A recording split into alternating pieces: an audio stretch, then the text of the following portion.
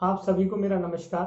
आज 3 जून इस पावन दिवस जो कि हिंदू स्वराज्य उत्सव के रूप में मनाया जाता है, इस पावन पर्व पर मैं छत्रपति वीर शिवाजी महाराज के कुछ तथ्य और कथन आप सभी के सम्मुख प्रस्तुत कर रहा हूं।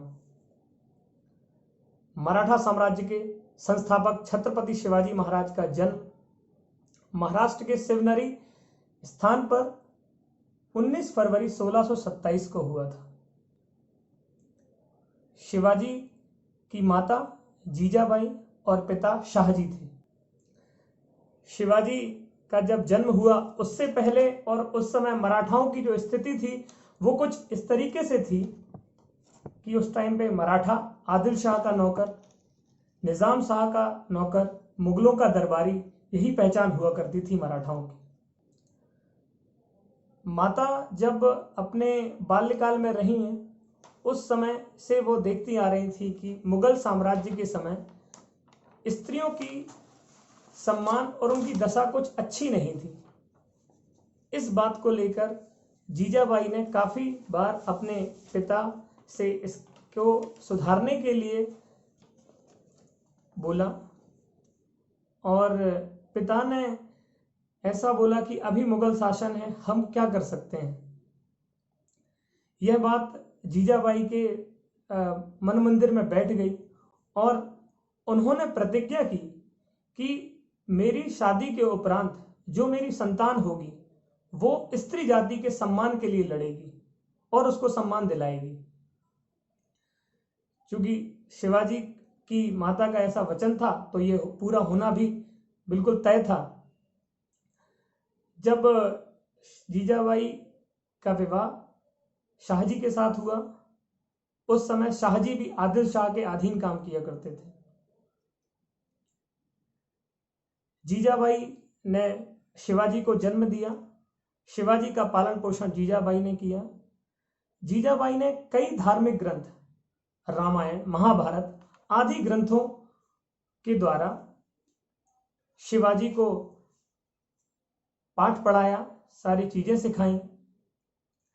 दादा कोणदेव ने उन्हें युद्ध आयाम सिखाए और युद्ध में कैसे वार करते हैं, युद्ध शिक्षा सारी दादा कोणदेव ने दी।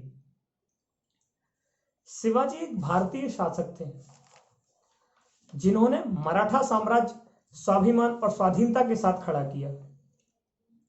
यह एक उत्तम शासक थे। बचपन में शिवाजी अपने बालकाल में अपनी उम्र के बच्चों के साथ युद्ध करने और किले जीतने का खेल खेला करते थे और यह खेल उनके वास्तविक जीवन में उभरा। शिवाजी महाराज का जो बाल्यकाल था वो इस तरीके की गतिविधियों में चला। शिवाजी महाराज एक न्यायपूर्ण, उत्तम शासक, समता युक्त, शोषण मुक्त, अनुशासन, दीन दुखी पीड़ितों की आवाज सुनकर चलने वाला शासक था। शिवाजी महाराज का राज्य लोगों का राज्य था।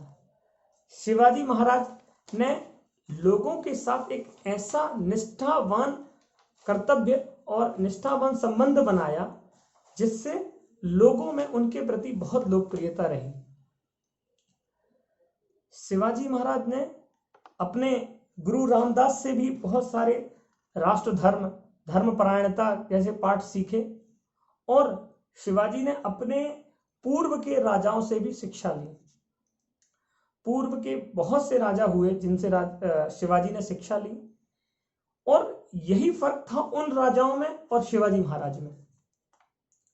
शिवाजी महाराज का एकमात्र आइडिया लड़ाई के लिए, एकमात्र उद्देश्य सिर्फ जीत ही थी।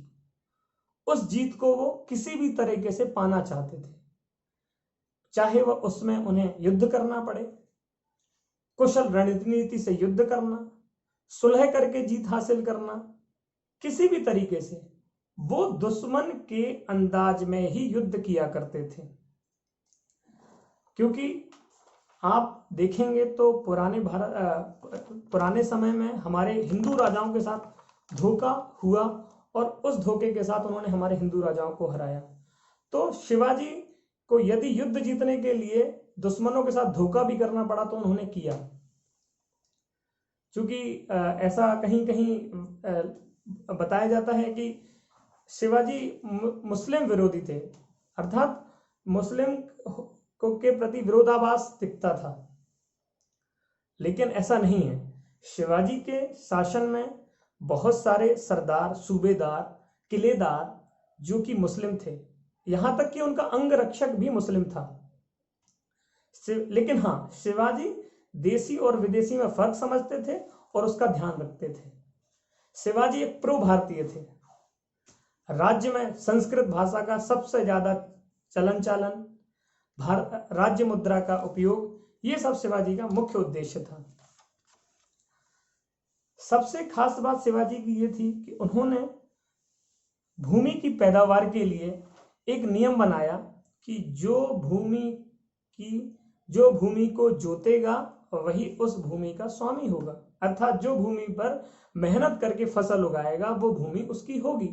ये शिवाजी का कथन था, और ये शिवाजी ने अपने जो मराठा साम्राज्य के लोग थे उनके साथ इसको अनुपालन कराया। समाज की एक निष्ठा से समाज के लिए समाज का स्वराज्य बनाया। ऐसा कहा जाता है, और शायद ऐसा ही है, कि शिवाजी को किसी ने भी, चाहे वह किसी भी धर्म, जाति, संप्रदाय, किसी का भी हो, कभी धोखा नहीं दिया। उसका एक कारण यह भी है कि शिवाजी लोगों से बहुत ज्यादा कनेक्टेड थे। उन्होंने अपने साम्राज्य और अपने किले और अपने जो समाज था उससे बहुत अच्छी कनेक्टिविटी रखी। शिवाजी को हर पल की खबर रहा करती थी। शिवाजी को हम महान राजा इसलिए भी कहते हैं क्योंकि शिवाजी का सम्मान उनके कर्तव्य के कारण था, उनके कर्म के कारण, उनके समाज में प्रतिष्ठा उनके ही कर्म के द्वारा बनाई गई थी। शिवाजी को हम सबसे लोकप्रिय महाराज इसलिए भी मानते हैं क्योंकि शिवाजी के साथ जो लोग थे वो थे माँ जीजाबाई, दादा कौंडदेव, बाजी प्रभु, देश पांडे, राजा जयसिंह, और एक बहुत चर्चित नाम जो आप लोगों ने सुना है अभी, तानाजी मालसुरे, गागा भट्ट जी, राजा जयसिंह जी एवं उनका पुत्र महाराजा छत्रसाल, बुंदेलखंड केसरी महाराजा छत्रसाल, गोपाल नाथ और बाजी प्रभु जैसे ऐसे लोगों के संयोग से और सभी की एकता से शिवाजी ने शासन किया। शिवाजी महाराज ने 15 वर्ष की आयु में ही पहला किला जीता। 1646 में हिंदवी स्वराज्य शिवाजी महाराज ने अपने लोगों को एकत्र किया, एकजुट किया, और भगवान शंकर का अपने रक्त से अभिषेक करते हुए ये प्रतिज्ञा ली कि मैं एक हिंदवी साम्राज्य की स्थापना करूंगा। 1646 में जब उन्होंने पहला किला जीता, यहां से हिंदवी स्वराज्य की एक पहल स्टार्ट हो गई, और जो इनके जो कार्यवाहक थे, जो इनके साथ जो काम करते थे, उन्होंने इस प्रतिज्ञा में, इस यज्ञ में अपनी अपनी आहुति दी, और धीरे धीरे हिंदवी स्वराज्य आगे बढ़ने लगा। हिंदवी स्वराज्य का अर्थ है जिसमें सभी धर्म, हिंदू, मुस्लिम, जैन आदि सभी धर्म हो, वो एक हिंदी साम्राज्य है। शिवाजी महाराज ने धीरे धीरे एक एक करके किले जीतना प्रारंभ किया, क्योंकि उस समय एक शासन व्यवस्था होती थी कि एक किले के द्वारा जो भी प्रशासन है वह चलाया जाएगा और उस किले का एक किलेदार होगा। शिवाजी ने अपने किले जीते और उन पर किलेदार बनाए। शिवाजी के किले जितने भी उन्होंने जीते, उन पर एक बहुत अच्छे नियम बनाए, और वो नियम बहुत ही साम्राज्य के लिए अच्छे थे। शिवाजी ने सभी किलों में एक नियम बनाया कि किले के अंदर सूर्य उदय से पूर्व और सूर्यास्त के बाद कोई अंदर नहीं जा सकेगा। अर्थात यदि किसी को किले में प्रवेश करना है तो उसको सूर्योदय के बाद आना होगा और सूर्यास्त से पहले आना होगा। ऐसा किले का नियम था। एक बार एक किले का जो किलेदार था उसने कुछ काम से, शिवाजी के काम से उसे जाना पड़ा और उसकी अनुपस्थिति में उस किलेदार ने उसी किले में काम करने वाले सावलिया टांडिल नाम के व्यक्ति को यह बोला कि मैं अभी कहीं जा रहा हूं, मैं सूर्यास्त के बाद आऊंगा, आ भी नहीं पाऊंगा, अतः सूर्यास्त के बाद आपको इस द्वार पर पहरा देना है और याद रहे कि किले के नियम अनुसार सूर्यास्त के बाद कोई अंदर ना जाने पाए। सावलिया ने जब ये सुना तो सावलिया को बहुत ही खुशी प्राप्त हुई, क्योंकि उसे इतना अच्छा काम करने का मौका मिला था। सावलिया ने अपना स्थान ग्रहण किया और दरवाजे पर खड़ा हो गया। सूर्यास्त हो गया। थोड़े ही समय बाद एक सरदार घोड़े पर सवार होकर द्वार की तरफ आया और रुका और सावलिया से बोला कि द्वारपाल, दरवाजा खोलो, मुझे किले के अंदर जाना है। सावलिया ने कहा कि सरदार, आपको अंदर जाने की अनुमति नहीं है, क्योंकि अब सूर्यास्त हो चुका है और शिवाजी महाराज के नियमानुसार किले के अंदर सूर्यास्त के बाद नहीं जा सकते हैं। सरदार ने बोला कि मैं तो सरदार हूं, मुझे जाने की अनुमति है, अतः मुझे जाने दो। सावलिया ने फिर बोला, महाराज मैं आपसे विनती करता हूं और आप किले के अंदर अभी नहीं जा सकते, आप सूर्य उदय के बाद आए, आप किले के अंदर चले जाएं। सरदार ने बोला कि तुम मुझे जानते नहीं, मैं यदि महाराज से तुम्हारी शिकायत कर दूं तो वो तुम्हें नौकरी से निकाल देंगे। सावलिया ने बोला कि यदि मेरी नौकरी जाती है तो जाए, किंतु मैं नियम का उल्लंघन नहीं कर सकता। सावलिया की बात सुनकर सरदार को गुस्सा आया। सरदार बोला कि यदि मैं अंदर चला भी जाता हूं तो किसी को क्या फर्क पड़ता है कि मैं कब आया, किसी को कैसे पता चलेगा कि मैं कब आया। सावलिया ने बोला कि नहीं सरदार, नियम होता है और उसके अनुसार आप प्रवेश नहीं कर सकते। सरदार बोला, तो अच्छा, तुम ऐसे नहीं मानोगे, तुम मुझसे युद्ध करना चाहते हो। सावलिया ने बोला, नहीं महाराज, मैं तो आपसे विनती कर रहा हूं, लेकिन यदि आप चाहें तो आप युद्ध कर सकते हैं। सावलिया ने ऐसा बोलते ही सरदार घोड़े से नीचे उतरा और बोला, तो चलो मेरे साथ तुम युद्ध करो। सावलिया बोला, ठीक है, यदि मैं युद्ध में मारा जाता हूं तो शायद आप प्रवेश कर पाए। सावलिया की बात सुनकर वह सरदार थोड़ा सा पीछे हुआ और अपनी तलवार उसने मयान में रख ली। सावलिया ने पूछा, क्या हुआ सरदार? सरदार बोले, अरे क्या तुम मुझे पहचाने नहीं? मैं तो तुम्हारा शिवाजी हूं। सावलिया ने बोला, महाराज, यदि आप शिवाजी भी हैं तो भी आपको किले के अंदर प्रवेश करने की अनुमति नहीं है, क्योंकि यह शिवाजी का ही रूल बनाया हुआ है। शिवाजी महाराज ने ही नियम बनाया है कि सूर्यास्त के बाद किले में प्रवेश नहीं होगा। ऐसा सुनते ही वह सरदार पीछे मुड़ा और दूसरे गांव में चला गया और दूसरे गांव में जाके रात में उसने विश्राम किया। सुबह सूर्योदय होते ही वह फिर से किले के द्वार पर आया। तब सावलिया ने सरदार को अंदर जाने दिया। जैसे ही शिवाजी महाराज अंदर पहुंचे, दरबार में सभी लोगों ने उनसे पूछा। उन्होंने रात की घटना बताई। अब पूरे किले में यह हड़कंप मच गया कि सावलिया ने महाराज शिवाजी को किले के अंदर जाने से रोक दिया। सभी के मन में ये एक सवाल था कि अब पता नहीं सावलिया का क्या होगा। शिवाजी ने दरबार बुलाया और बोला कि जाओ, कल रात को किले के बाहर जो द्वार पर था उसको अंदर लेकर आओ। सावलिया को बुलाया गया। सावलिया शिवाजी के सामने प्रस्तुत हुआ। शिवाजी महाराज ने सावलिया से पूछा कि कल तुम ही रात को पहरा दे रहे थे द्वार पर? सावलिया ने कहा, जी महाराज, कल तुमने ही मुझे अंदर नहीं आने दिया। अब तो तुमने मुझे पहचान लिया होगा कि मैं ही शिवाजी था और तुमने मुझे अंदर आने नहीं दिया। तभी सावलिया ने बहुत धीमी सी आवाज में बोला कि महाराज, नियम तो सभी के लिए होते हैं, फिर चाहे वह स्वयं शिवाजी ही क्यों ना हो। सावलिया की इस बात को सुनकर शिवाजी ने बोला कि तुमने मुझे कल अंदर आने से रोका और मुझे रात्रि विश्राम दूसरे गांव में करना पड़ा, इसके लिए मैं तुम्हें क्या सजा दूं। सावलिया ने बोला कि महाराज, आपके ही नियम बनाए हैं, आपने ही नियम बनाए हैं, यदि मैंने उनका पालन किया तो मेरी इसमें कौन सी भूल हुई है। किंतु आप महाराज हैं, यदि आप मुझे दंड देना चाहते हैं तो जो आप उचित समझें आप मुझे दंड दें।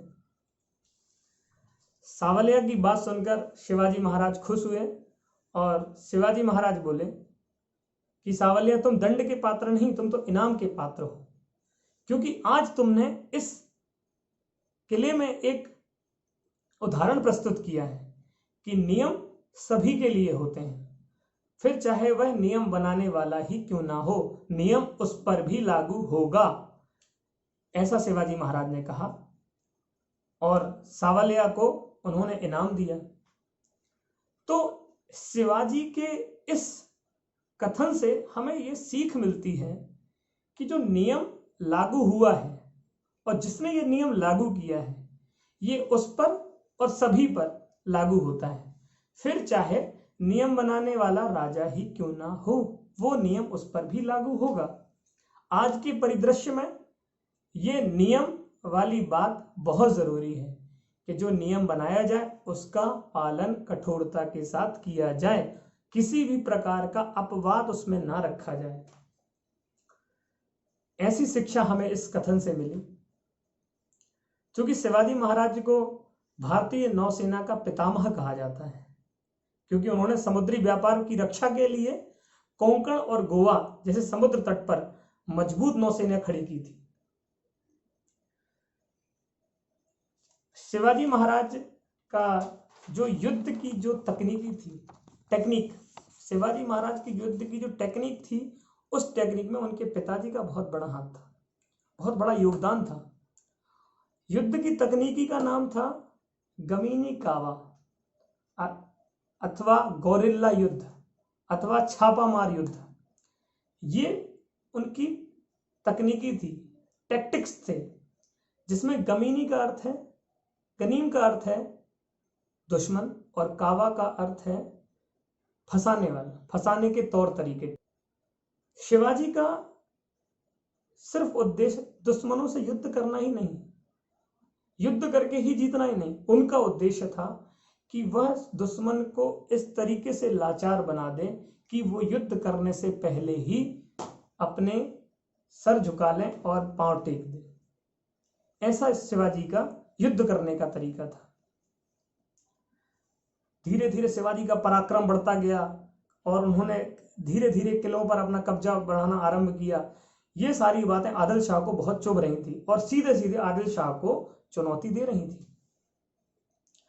आदिल शाह ने शिवाजी की हत्या के लिए अफजल खान को तैयार किया और उनको शिवाजी के पास भेजा। अफजल खान ने शिवाजी के पास दक्षिण में आके बहुत सारी अफरा तफरी मचाई, बहुत सारे गांव लूटे, मंदिर तोड़े, बहुत कुछ उसने बर्बाद किया, किंतु शिवाजी को ढूंढ पाना बहुत मुश्किल हुआ। शिवाजी ने अब समझा कि अफजल खान से किस तरीके की युद्ध नीति अपनाई जाए कि उससे विजय प्राप्त हो जाए, क्योंकि शिवाजी बहुत बड़े कूटनीतिक व्यक्ति थे, रणनीति के साथ युद्ध लड़ा करते थे। शिवाजी ने किसी तरीके से लोगों से अफजल खान तक संदेश पहुंचाया कि अफजल खान जैसे सेनापति बहुत शक्तिशाली हैं, मैं उनसे युद्ध तो नहीं कर पाऊंगा और मैं अपने शस्त्र डाल देता हूं, किंतु मेरी एक शर्त है कि मैं अपने शस्त्र डाल रहा हूं, लेकिन उसमें वह मेरी जान बख्श दें, मुझे मृत्यु ना दें।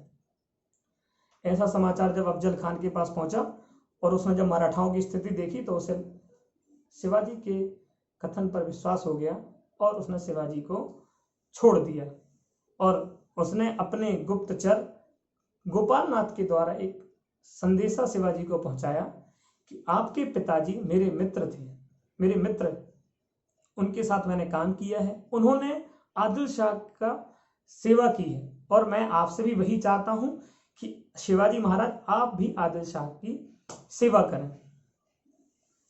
ऐसी बात लेकर जब गुप्तचर शिवाजी महाराज के पास आया तो गोपालनाथ जो कि वर्ण से ब्राह्मण था, शिवाजी ने उसको दान धर्म और धन की बात समझाकर ये बताया कि देखो मेरे और अफजल खान में कितना फर्क है। मैं हिंदुओं के लिए लड़ रहा हूँ, हिंदू मंदिरों के लिए लड़ रहा हूँ, नारी शक्ति के लिए लड़, नारी सम्मान के लिए लड़ रहा हूँ, प्रजा के लिए लड़ रहा हूँ, और वो है कि किसी को भी बिना देखे समझे मार देता है, लूट लेता है।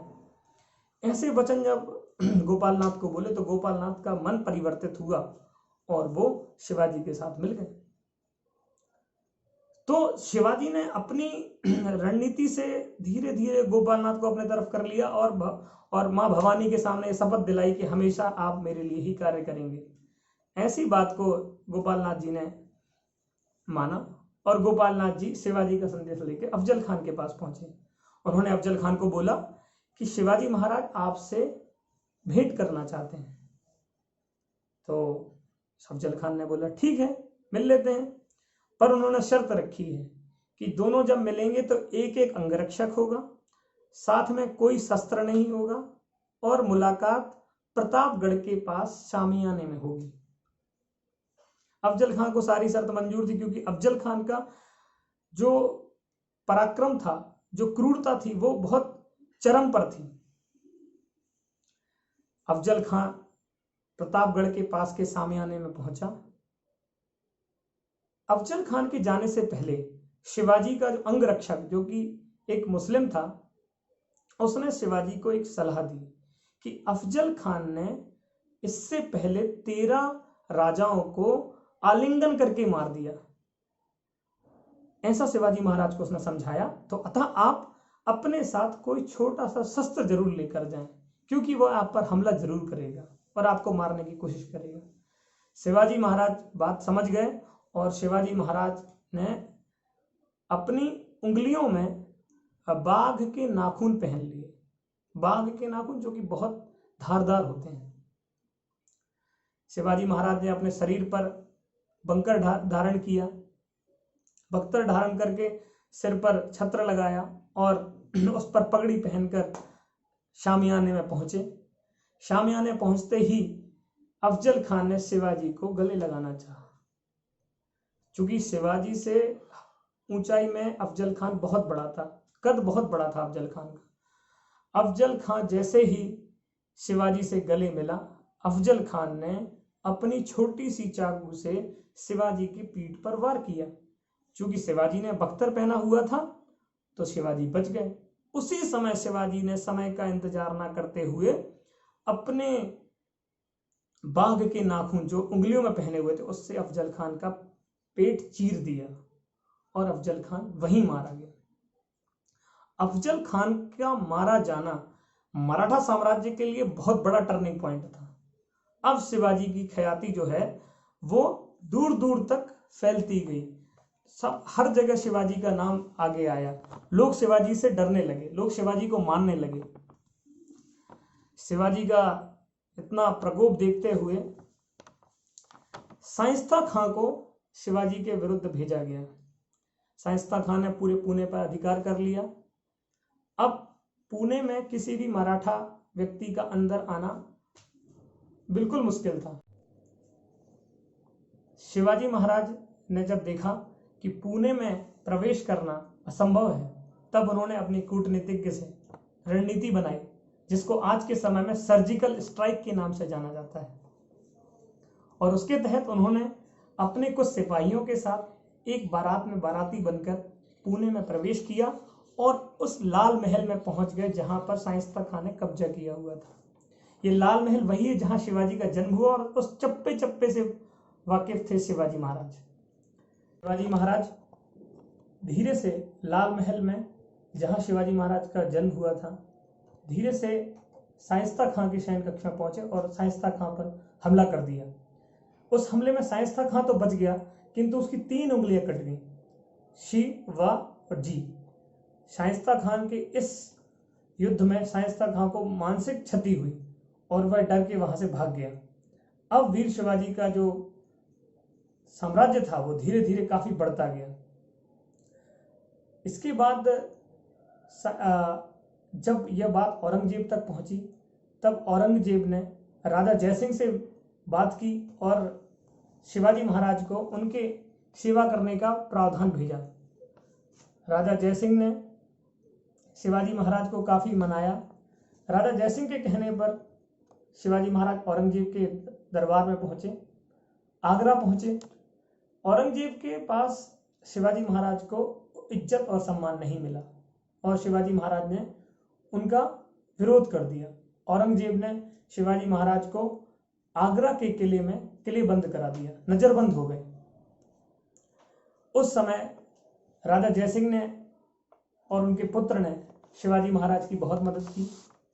शिवाजी महाराज ने अब उस नजरबंद से निकलने का तरीका ढूंढा और उन्होंने अपनी तबीयत खराब होने का नाटक स्टार्ट किया। शिवाजी महाराज ने बोला कि मेरा समय सही नहीं चल रहा है, मेरी तबीयत खराब है, मैं चाहता हूं कि मैं कुछ दान पुण्य करूं ब्राह्मणों को। इसके व्यतिरिक्त उन्होंने औरंगजेब से फल टोकरियों में मंगाना प्रारंभ की और ब्राह्मणों को दान दिया। ब्राह्मण आते थे, टोकरियों में फल लाते थे, वे वहीं नजरबंद वाले इलाके किले में दान किया करते थे। ब्राह्मणों को और फल लाने वालों को उन्होंने अपने दान धर्म और धन से प्रभावित कर अपनी ओर कर लिया और एक दिन वे उन फलों की टोकरियों में बैठकर उस आगरा के किले से भाग निकले। इस तरीके से शिवाजी ने अपना धीरे धीरे अपनी चतुराई, अपनी कर्तव्य परायणता, अपनी चीजों से अपने आप को बहुत अच्छे अच्छे स्थानों पर ले गए और अपने आप की विजय प्राप्त की। सन 1660 में मुगल, आदिल शाह और सिद्दीकी इत्यादि जैसे शासकों ने शिवाजी को चारों तरफ से घेरने का प्रारंभ किया। पन्हाना किले से शिवाजी का निकलना बहुत मुश्किल हो गया। उस समय उनके खास मित्र बाजी प्रभु देशपांडे जी, उन्होंने शिवाजी की मदद की और उन्होंने उन्हें पन्हाना से किले से निकालने के लिए घाटी के द्वार पर 300 सैनिकों के 300 एक मूवी है जो कि आप लोगों ने देखी होगी अभी, तो 300 सैनिक के साथ देशपांडे जी वहां सेना से लड़ते रहे और वहां से वीर शिवाजी निकल जा चुके। जब शिवाजी रोंगना के किले पर पहुंचे, वहां से शिवाजी ने तोप की आवाज की, तब उन्हें यह आभास हुआ कि शिवाजी सुरक्षित रोंगना के किले पर पहुंच चुके हैं। शिवाजी के इस प्रताप से अब शिवाजी के राज्याभिषेक की बारी आई। उस समय गागा भट्ट द्वारा शिवाजी का राज्याभिषेक किया गया। उस राज्याभिषेक में बुंदेलखंड के केशरी छत्रसाल महाराज पधारे हुए थे। छत्रसाल ने उनके साथ उनकी सेना में काम करना चाहा, किंतु शिवाजी ने उन्हें बताया कि आप स्वयं में एक राजा हैं और आपको एक साम्राज्य की स्थापना करनी है। ऐसा बोलकर उन्होंने शिवाजी ने उनको उनके बुंदेलखंड भेजा और उन्होंने छत्रसाल महाराज के रूप में हुए। अतः आपने देखा कि शिवाजी ने कैसे लोगों को प्रेरित किया, कैसे लोगों को अपने आप से जोड़ा और लोगों को उनके हिसाब से सक्षम बनाया। शिवाजी ने एक ऐसी निष्ठा के साथ समाज का कल्याण किया, समाज का एकत्रीकरण किया, जिससे लोग हमेशा जुड़े रहे। शिवाजी के कर्तव्य परायणता, शिवाजी के कार्यक्रम, शिवाजी की कार्यशैली, शिवाजी की कूटनीति, शिवाजी की रणनीति को इतना प्रभावी था कि औरंगजेब शिवाजी की मृत्यु के 30 साल बाद तक मराठा साम्राज्य को खत्म करने की साजिशें करता रहा, पर मराठा साम्राज्य को नष्ट नहीं कर पाया। उनके जो लोग थे, शिवाजी के जो लोग थे, उन्होंने शिवाजी के बताए हुए रास्ते पर और उससे अच्छा किया और चीजों को बहुत अच्छे स्तर पर लेके गए। इस तरीके से हमारे महाराज शिवाजी महाराज थे, जिन्होंने भारतवर्ष में एक हिंदवी साम्राज्य की स्थापना की। आज शिवाजी से हमें ये सारी चीजें सीखने के लायक है कि कैसे युद्ध किसी भी प्रकार का हो सकता है, उसमें हम कैसे जीत हासिल करें और कैसे उनके चीजों को अपनाएं ताकि उससे हमारा जीवन भी सफल हो। ऐसे थे हमारे शिवाजी महाराज। शिवाजी महाराज के जो भी पदचिन्ह हैं उनको हम हमेशा मानते रहेंगे और ऐसी आप सभी से आशा है कि आप सभी भी शिवाजी महाराज के बताए हुए कथनों के अनुसार पालन करेंगे। और इसी के साथ मैं अपनी वाणी को विराम देता हूं। जय शिवाजी, जय भवानी। धन्यवाद।